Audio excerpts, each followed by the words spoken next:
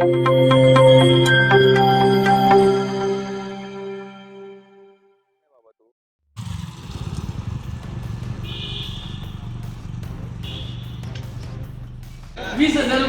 एक टपलीची घेतली, ग्रामपंचायतला फक्त 5,000ची पावती आहे। दूल्हा सेठ और सब वही काम से खबर आया है। एक इसका ₹20,000 दिया ना, हो बरोबर ना? मला काय का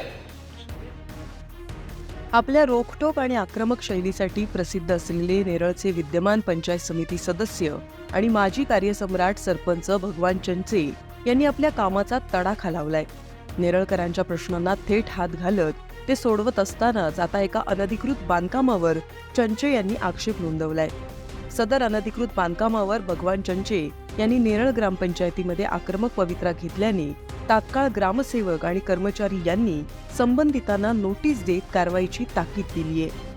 नेरळ पूर्व भागात कोल्हारे खिंडीच्या अलीकडे 60.2.ड या सर्वे नंबरमध्ये पत्रा शेडचे 4 गाळे उभे केले आहेत। यातील काही गाळे संबंधित मालकांनी भाड्याने देखील दिलेत। मात्र हे काम करताना फक्त नेरळ ग्रामपंचायतीची ना हरकत परवानगी घेतली गेली, त्यावर संपूर्ण गाळे उभे करण्यात आले। तर या गाळ्यांचं बांधकाम करताना बांधकाम नियंत्रण रेषेच्या नियमाला विकासकाने धाब्यावर बसवून काम केलंय।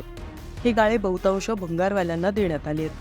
त्यामुळे आगामी काळात इथे लागणारे मोठमोठे ट्रक याने नेरळ कोल्हारे हा रस्ता बाधित होऊन इथे असलेल्या उतारावर अपघाताची शक्यता नाकारता येत नाही। तेव्हा याबाबत नेरळचे विद्यमान पंचायत समिती सदस्य आणि माजी कार्यसम्राट सरपंच भगवान चंचे यांनी नेरळ ग्रामपंचायत प्रशासनाचं लक्ष वेधलंय।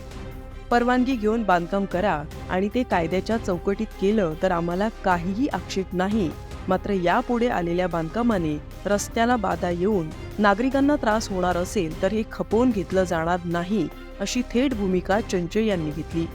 त्यामुळे नेरळ ग्रामपंचायतीचे ग्रामसेवक अरुण कारले आणि ग्रामपंचायत कर्मचारी यांनी तात्काळ बांधकाम ठिकाणी धाव घेऊन संबंधितांना नोटिसा बजावल्यात, तर 2 दिवसांचा अल्टिमेटमही देण्यात आलाय।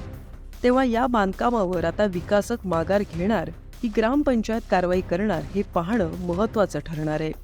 दरम्यान भगवान चंचे यांच्या या अनधिकृत बांधकामावरच्या धडकेनंतर नेरळमधील अनधिकृत बांधकाम करणाऱ्यांचे धाबे चांगलेच दणाणलेत।